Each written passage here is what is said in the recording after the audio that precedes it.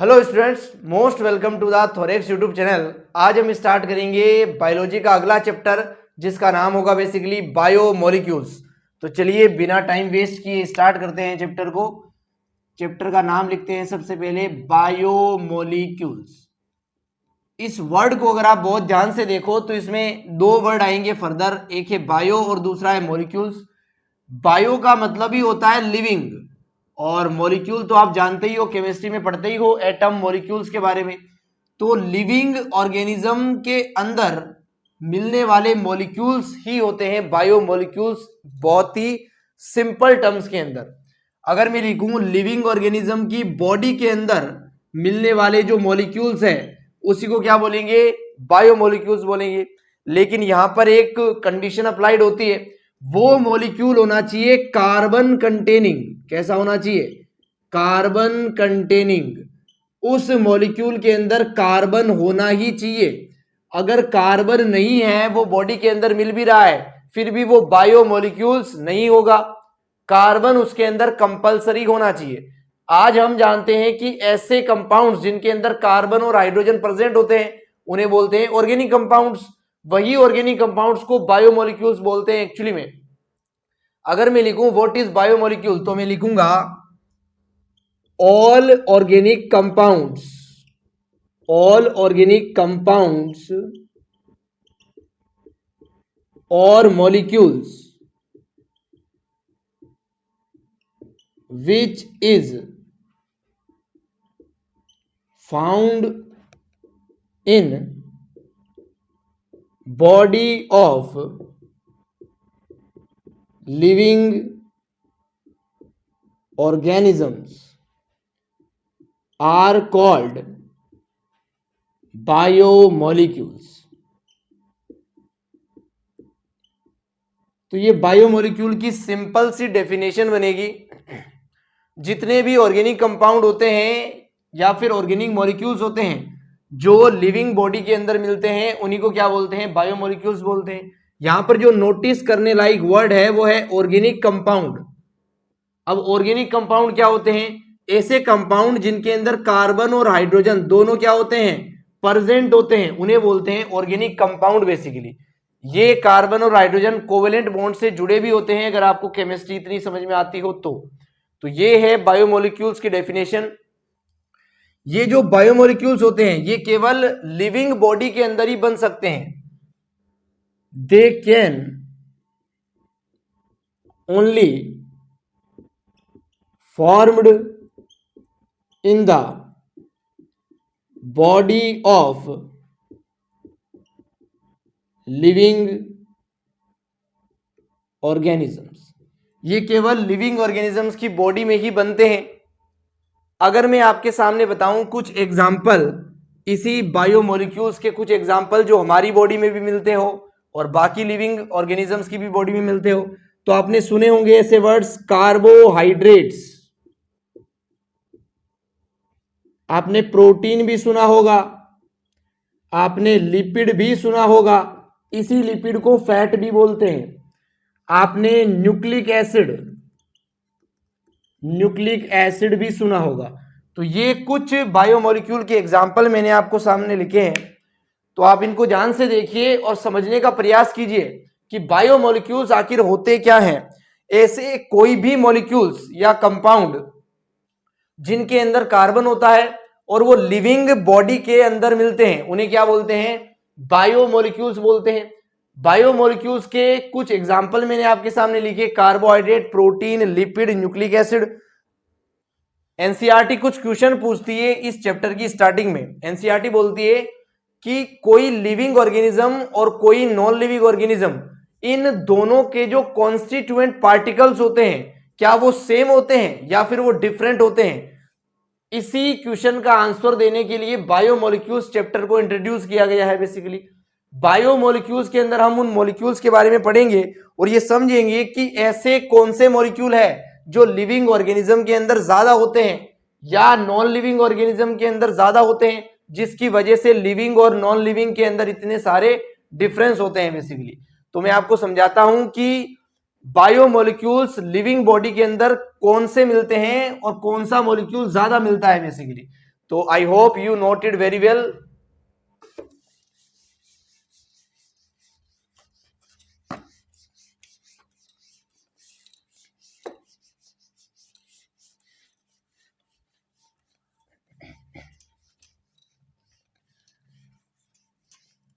अगर हमसे पूछा जाए कि किसी भी लिविंग बॉडी के अंदर मिलने वाला केमिकल सबसे ज्यादा कौन सा है, अगर मैं लिखूं इसको सिंपल वर्ड्स में, most abundant chemical in living organisms,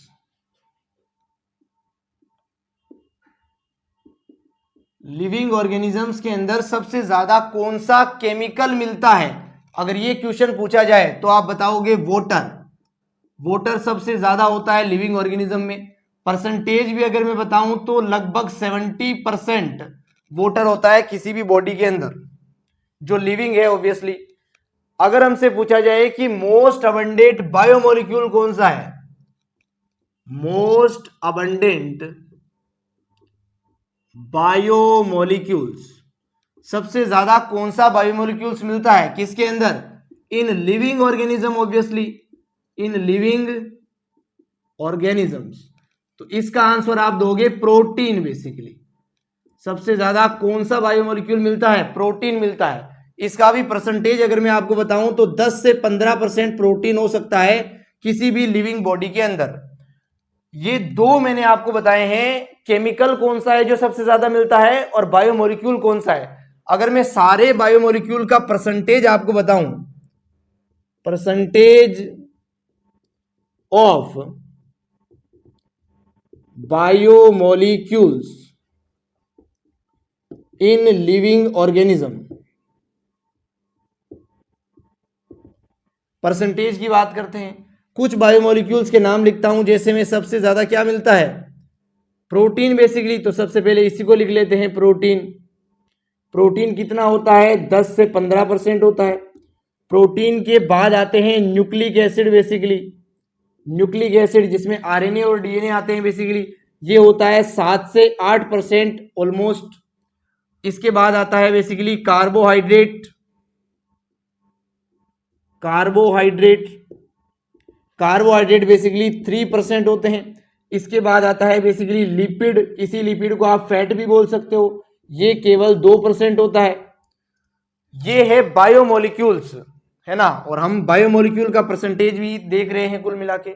अगर मैं नॉन बायोमोलिक्यूल्स की भी बात कर लूं यहां पर, कि जितने भी इनऑर्गेनिक मटेरियल होते हैं किसी भी बॉडी के अंदर, वो कितना परसेंट होते हैं, तो वो 1% से भी कम होते हैं, लेस देन 1%।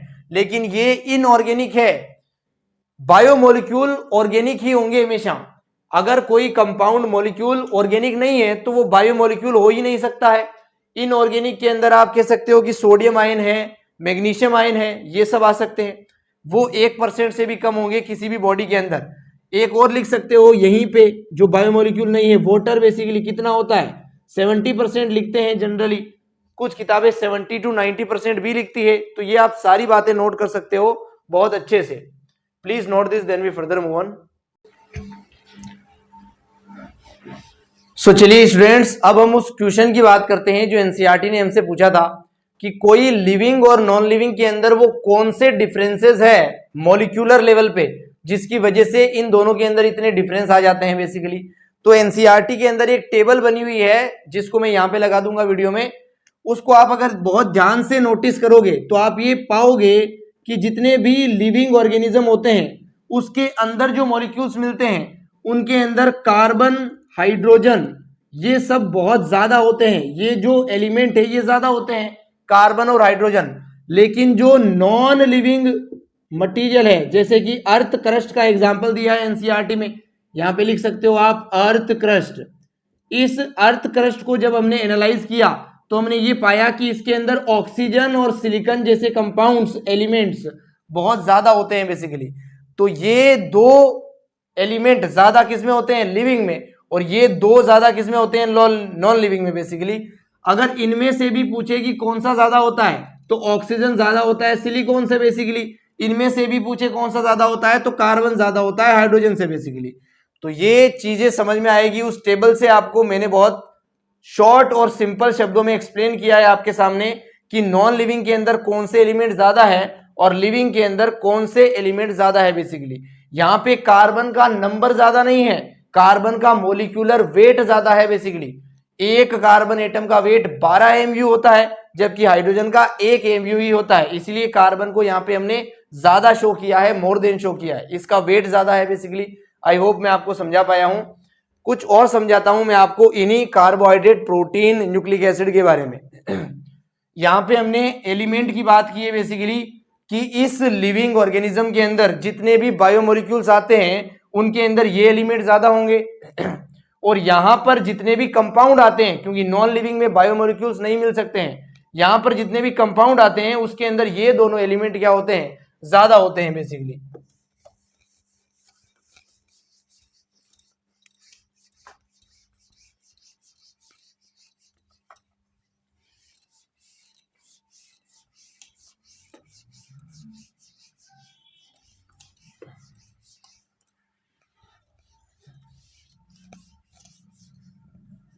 जितने भी बायोमोलिक्यूल्स होते हैं उनमें कौन कौन से एलिमेंट होते हैं, अगर मैं आपके सामने लिखूं, जैसे मैं लिखूं आपके सामने कार्बोहाइड्रेट के अंदर कौन कौन से एलिमेंट होते हैं, तो इसमें मेजर तौर पे, मोटे तौर पे जो एलिमेंट होते हैं वो मैं लिखता हूं आपके सामने।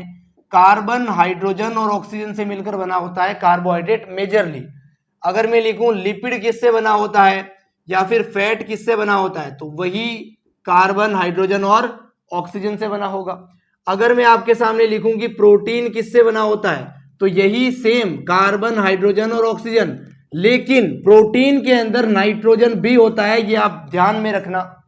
नाइट्रोजन किस में होता है, प्रोटीन में। अगर मैं आपके सामने लिखूं न्यूक्लिक एसिड जो कि एक बायोमोलिक्यूल है, इसके अंदर कौन कौन से एलिमेंट आते हैं, तो कार्बन, हाइड्रोजन, ऑक्सीजन तो आएगा ही आएगा, उसके साथ में फोस्फोरस भी किस में आता है, न्यूक्लिक एसिड में ही आता है। तो प्रोटीन में नाइट्रोजन भी आता है और न्यूक्लिक एसिड में फोस्फोरस भी आता है। इन चीजों को आप अच्छे से नोट करें और याद करें। फोस्फोरस हमेशा न्यूक्लिक एसिड में ही आएगा और नाइट्रोजन हमेशा प्रोटीन के अंदर ही आएगा। इसको आप कौन की ट्रिक से भी याद रख सकते हो। प्रोटीन में कौन आता है, प्रोटीन में कौन ही आता है, कौन इंग्लिश का उच्चारण है, ये आप देख सकते हो, समझ सकते हो। I hope you noted it very well. अब मैं आपको समझाता हूं, अगर कोई भी बॉडी हमें दी जाए, लिविंग ऑर्गेनिज्म की पूरी बॉडी दी जाए या बॉडी का कोई पार्ट दिया जाए, तो हम ये कैसे पता करेंगे कि इसके अंदर कौन कौन से बायोमोलिक्यूल्स है, हम उनका एनालाइज कैसे करेंगे, बायोमोलिक्यूल्स का एक्सट्रैक्शन कैसे करेंगे, बेसिकली अलग अलग कैसे करेंगे। तो मैं अगला टॉपिक आपको पढ़ा रहा हूं, एक्सट्रैक्शन ऑफ बायोमोलिक्यूल्स। बायोमोलिक्यूल्स को एक्सट्रैक्ट कैसे करेंगे, अलग कैसे करेंगे। सपोज कीजिए आपके पास कोई भी लिविंग ऑर्गेनिज्म का बॉडी पार्ट है, जैसे कि पोटैटो ले लेते हैं, एक आलू ही, आलू भी लिविंग ऑर्गेनिज्म का ही पार्ट है, क्योंकि plants is also living organisms. तो हमने यहाँ पे पोटैटो ले लिया। इस पोटैटो के अंदर कौन कौन से बायोमोलिक्यूल्स है, हम इसको देखना चाहते हैं, स्टडी करना चाहते हैं। तो हम सबसे पहले इस पोटैटो को क्या करेंगे, क्रश करेंगे, इसको अच्छे से क्रश करेंगे, फोड़ देंगे। इसको क्रश करने के बाद इसके अंदर एक एसिड डालेंगे, उस एसिड का नाम है trichloro acetic acid. Basically trichloro acetic acid इसका नाम है। अगर मैं इसका फॉर्मूला लिखूं आपके सामने, तो CCl3COOH, ये होता है ट्राइक्लोरो एसिटिक एसिड। इस एसिड को किस में डाला है हमने, इस पोटैटो के क्रश में। जो फोड़ने के बाद पोटैटो बना था उसके अंदर क्या डाला है, ट्राइक्लोरो एसिटिक एसिड डाला है। जब इन दोनों को मिक्स करोगे आप, when you mix it then you find a thick slurry, आपको क्या मिलेगी, थिक सलरी मिलेगी। बेसिकली एक गाढ़ा पदार्थ मिलेगा, है ना, गाढ़ा पदार्थ, उसी को बोलते हैं थिक सलरी। इस सलरी को हम करेंगे फिल्टर आउट। फिल्टर करेंगे, या आप लिख सकते हो स्ट्रेन करेंगे। किसके through? Strain through cotton. Cotton ले सकते हो आप, कपड़ा ले सकते हो। बेसिकली इस थिक स्लरी को हम कपड़े की मदद से चालेंगे, बेसिकली छानेंगे, स्ट्रेन करेंगे, फिल्टर करेंगे। जब हम फिल्टर करेंगे तो कुछ अमाउंट में सब्सटेंस फिल्टर होके नीचे चले जाएंगे और कुछ अमाउंट में सब्सटेंस उसी कॉटन के ऊपर पड़े हुए रहेंगे। तो बेसिकली हमें दो कंपोनेंट मिल जाएंगे इस थिक स्लरी के। दोनों कंपोनेंट को आपके सामने लिखता हूं। एक तो वो है जो कपड़े के ऊपर पड़ा हुआ है, रिटर्नटेट है, और एक वो है जो फिल्टर होके नीचे चला गया। जो फिल्टर होके नीचे चला गया उसे क्या बोलेंगे? फिल्टर रेट बोलेंगे। और जो कपड़े के ऊपर, कॉटन के ऊपर रखा हुआ है अभी भी, उसे क्या बोलेंगे? उसे रिटर्नटेट बोलेंगे। बेसिकली उसे क्या बोलेंगे? रिटर्नटेट बोलेंगे। तो फिल्टरेट और रिटर्नटेट। अब बहुत ध्यान से सुनना, क्या हमने यहां पे एसिड मिलाया था? बिल्कुल मिलाया था। अगर इसके अंदर कोई सब्सटेंस एसिड में सोल्यूबल होगा तो क्या वो एसिड में सोल्यूबल होके फिल्ट्रेट में चला जाएगा? अगर कोई एसिड में सोल्यूबल नहीं होगा तो क्या वो इस कपड़े के ऊपर रहेगा? बिल्कुल रहेगा, क्योंकि मिलाया क्या था? एसिड ही तो मिलाया था। अगर एसिड में सोल्यूबल हुआ तो घुल के नीचे चला जाएगा, सोल्यूबल नहीं हुआ तो बिना घुले ऊपर पड़ा रहेगा। I hope it is clear. यहां पे कौन से मॉलिक्यूल आएंगे जो क्या होंगे? एसिड में सोल्यूबल होंगे। और यहां पे कौन से मॉलिक्यूल आएंगे जो एसिड के अंदर इनसोल्यूबल होंगे? बेसिकली यहां पर वो मॉलिक्यूल आएंगे जो सोल्यूबल हो जाएंगे। अगर सोल्यूबल हो गए हैं इसका मतलब वो बहुत ही छोटे मॉलिक्यूल्स हैं, तो इनको बोला जाता है माइक्रो। फिल्ट्रेट में जो मॉलिक्यूल आते हैं उन्हें क्या बोलते हैं? माइक्रो बायो मॉलिक्यूल्स बोलते हैं। Micro bio molecules. और यहां पर आते हैं बड़े बड़े मॉलिक्यूल्स जो सोल्यूबल नहीं होते हैं, तो इनको बोलते हैं मैक्रो बायो मॉलिक्यूल्स। क्या बोलते हैं? Macro bio molecules. Basically understood. अगर मैं आपके सामने लिखूं कुछ एग्जाम्पल कि यहां पे कौन आता है, कौन से बायोमोलिक्यूल, और यहां पे कौन से बायोमोलिक्यूल आते हैं, तो मैं लिखता हूं आपके सामने जितने भी बड़े बड़े कंपाउंड्स हैं, जैसे कि कार्बोहाइड्रेट, जैसे कि प्रोटीन, जैसे कि लिपिड या फिर फैट, ये सब बड़े बड़े मॉलिक्यूल है, तो वो सब कहां पर आएंगे? मैक्रो बायोमोलिक्यूल्स में आएंगे ये तीनों। अगर इधर एग्जांपल लिखूं तो इन्हीं की छोटी छोटी यूनिट्स यहां पे आ जाएगी। कार्बोहाइड्रेट की छोटी यूनिट क्या होती है? ग्लूकोज, फ्रक्टोज, लेक्टोज, वो सब यहां पे लिख सकते हो आप। प्रोटीन की छोटी यूनिट क्या होती है? बेसिकली अमाइनो एसिड या अमीनो एसिड। बेसिकली लिपिड या फैट की क्या होती है? इनकी होती है फैटी एसिड। फैटी एसिड या फिर आप लिख लो ग्लिसरॉल। ये क्या है? इनकी यूनिट्स है। बेसिकली जब फैटी एसिड और ग्लिसरॉल जुड़ते हैं तभी लिपिड बनता है, जब एमिनो एसिड जुड़ते हैं तभी प्रोटीन बनता है, और जब ग्लूकोज जुड़ते हैं तभी क्या बनता है? कार्बोहाइड्रेट बनता है। यहां पे आप पॉलीसेकेराइड, ओलिगोसेकेराइड ऐसे टर्म्स भी लिख सकते हो। हालांकि जब हम कार्बोहाइड्रेट बायोमोलिक्यूल को डिटेल में पढ़ेंगे तो ये वर्ड आपको समझ में आ जाएंगे। अभी के लिए मैं उम्मीद करता हूं कि पॉलीसेकेराइड और ओलिगोसेकेराइड कार्बोहाइड्रेट के ही टर्म्स है। बेसिकली कार्बोहाइड्रेट को ही कहते हैं, आप ऐसा समझ लो। तो कार्बोहाइड्रेट ये सब यहाँ पे आएंगे और ये सब यहाँ पे आएंगे। ये जो है बेसिकली छोटे मॉलिक्यूल्स है, तो इनका वजन भी कम होगा। इनका जो वजन होता है वो 10 से लेकर 800 डाल्टन। डाल्टन एक वेट को मेजर करने की यूनिट है। बेसिकली इनका जो मॉलिक्यूलर वेट है वो कितना होता है? 10 से लेकर 800 डाल्टन। लेकिन इनका वेट कितना होता है? 8000 डाल्टन से भी ज्यादा होता है इनका वेट। लेकिन इनके वेट के स्टेटमेंट में एक एक्सेप्शन भी आता है। यहां पर जितने भी आते हैं उनका वेट कितना है? 8000 डाल्टन से ज्यादा है। लेकिन ये जो लिखा हुआ है लिपिड या फिर फैट, इसका वेट कितना होता है? ध्यान से देखना, इसका molecular weight less than 800 Dalton होता है। कितना होता है? Less than 800 Dalton. यहां पर आने वाले सभी मैक्रो बायोमोलिक्यूल्स का वेट 8000 डाल्टन से ज्यादा है। लेकिन एक ऐसा है जिसका 800 से भी कम है, वो कौन है? लिपिड या फिर फैट है। इसलिए इस लिपिड या फिर फैट को क्या बोलते हैं? फॉल्स मैक्रो बायोमोलिक्यूल बोलते हैं। फॉल्स मैक्रो बायोमोलिक्यूल, या फिर इसी को सूडो मैक्रो बायोमोलिक्यूल भी बोलते हैं। सूडो मैक्रो बायोमोलिक्यूल कौन है? लिपिड या फैट है? फाल्स मैक्रो बायोमोलिक्यूल कौन है? लिपिड या फिर फैट है। आई होप मैं आपको समझा पाया हूं। लिपिड और फैट कहां पर आएंगे, यहां पर या यहां पर? तो वो 100% रिटर्न टेट के अंदर ही आएंगे, लेकिन उनका जो वेट है वो बहुत ही कम होता है, आप इतना ध्यान में रखो। आएंगे वो 100% रिटर्न टेट के अंदर ही, क्योंकि वो एसिड के अंदर इनसॉल्युबल होते हैं। आई होप किसी भी बॉडी पार्ट के अंदर बायोमोलिक्यूल का एक्सट्रैक्शन कैसे करेंगे, उन्हें अलग अलग कैसे करेंगे, मैं आपको समझा पाया हूं। अगर आप कहते हो कि इस बॉडी के अंदर केवल ऑर्गेनिक मटेरियल ही थोड़ी होगा, इनऑर्गेनिक भी तो होगा, वो कहां पर आएगा, यहां पर या यहां पर? तो मैं आपको बता दूं, इनऑर्गेनिक मटेरियल बहुत ही छोटे छोटे आयंस होते हैं, एटम्स होते हैं, तो वो हमेशा ही किस में आएंगे? फिल्ट्रेट में आएंगे। तो यहां पर आप लिख सकते हो इनऑर्गेनिक सब्सटेंस।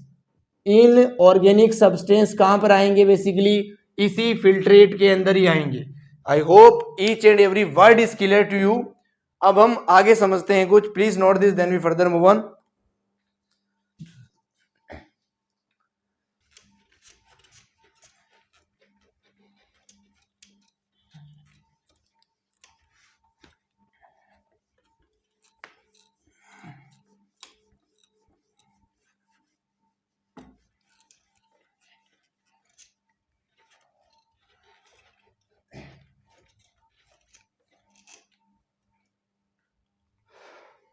सो चलिए स्टूडेंट्स, अब मैं आपको समझाता हूं किसी भी ऑर्गेनिक बॉडी के पार्ट में से आप इनऑर्गेनिक मटेरियल को कैसे अलग करोगे। तो आप हेडिंग बना सकते हो extraction of inorganic material. Inorganic material को आप कैसे एक्सट्रैक्ट करोगे, अलग करोगे बेसिकली। तो आप कोई भी लिविंग ऑर्गेनिज्म का पार्ट ले लो, जैसे पहले हमने पोटैटो लिया था, इस बार हम किसी प्लांट की लीफ ले लेते हैं। ये हमने किसी प्लांट की लीफ ले ली है बेसिकली। इस लीफ का जितना भी वेट है उसे क्या बोलते हैं? फ्रेश वेट बोलते हैं। बहुत ध्यान से सुनना, उसे क्या बोलते हैं? फ्रेश वेट बोलते हैं। इसे कभी कभी वेट वेट भी बोल देते हैं। फ्रेश वेट ताजा भार, वेट वेट गीला भार, ये क्या इस लीफ के भार को ही बोलते हैं? बिल्कुल बोलते हैं। अगर इस लीफ को आपने धूप में रख दिया है, सनलाइट में रख दिया है, सनलाइट में रख दिया है, तो इस लीफ के अंदर जितना भी वाटर है वो कहां चला जाएगा? इवेपोरेट हो जाएगा। लाइट के कारण गर्म होके वाटर जो है वो उड़ जाएगा हवा में, और यहां पे बेसिकली क्या हो जाएगा? डिहाइड्रेशन हो जाएगा इस लीफ का। जब डिहाइड्रेशन हो गया है लीफ का, लीफ के अंदर जितना भी पानी था वो उड़ चुका है, वेपोरेट हो चुका है, तब जो वेट बचा है बेसिकली, सूख जाएगी पत्ती, रूखी सूखी पत्ती बन गई कुछ ऐसी, इसके वेट को क्या बोला जाता है? ड्राई वेट बोला जाता है। क्या बोला जाता है? ड्राई वेट बोला जाता है। तो फ्रेश वेट क्या होता है, ड्राई वेट क्या होता है, समझ में आया? वेट वेट क्या होता है, ये भी चीज क्लियर हुई होगी। अगर इस सूखी हुई पत्ती में आप आग लगा देते हो, इसको आप बर्न कर देते हो, तो आपको लास्ट में क्या मिलेगी? इसकी राख मिलेगी बेसिकली। राख को ऐश बोलते हैं। तो ये राख मिल गई। इस राख के अंदर क्या प्रेजेंट है बेसिकली? यहां पे समझो पहले ध्यान से, इस लीफ के अंदर ऑर्गेनिक मैटर भी है, ऑर्गेनिक भी है और इनऑर्गेनिक भी है या नहीं है? जब इसको हमने सुखा दिया तो पानी उड़ा है गर्म होके, अभी भी इसके अंदर ऑर्गेनिक भी है और इनऑर्गेनिक भी है। आई होप इतना समझ में आया होगा। इसके अंदर ऑर्गेनिक भी है और इनऑर्गेनिक भी है। जब आप इसको गर्म करोगे तो क्या गर्म करने पे CO2 गैस बाहर निकलेगी? गर्म करोगे बेसिकली जलाओगे ना। जब लीफ गर्म होगी, सूखी हुई लीफ है तो वो जल जाएगी। जब ये जलेगी तो क्या CO2 बाहर निकलेगी? जितना भी ऑर्गेनिक कंटेंट होगा इस प्रोसेस में, ऑर्गेनिक मैटर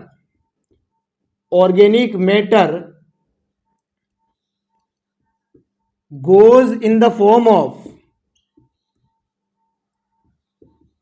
CO2। जितना भी ऑर्गेनिक मैटर होगा वो CO2 की फॉर्म में निकल चुका होगा बाहर इस पत्ती से।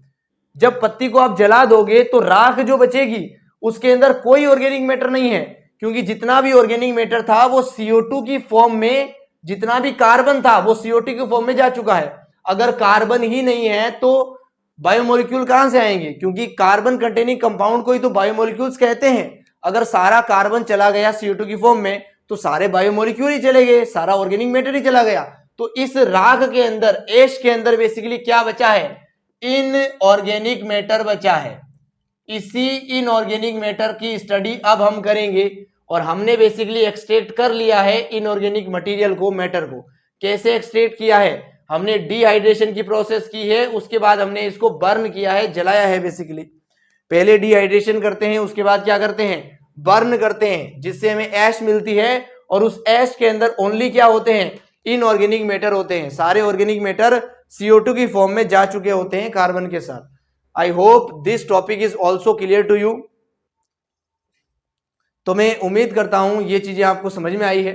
अगर कोई डाउट हो तो आप कमेंट कर सकते हैं, मैं इसका रिप्लाई अवश्य करूंगा। और अगले लेक्चर से हम स्टार्ट करते हैं further on. Thank you so much यहां तक बने रहने के लिए। Chill then, good bye.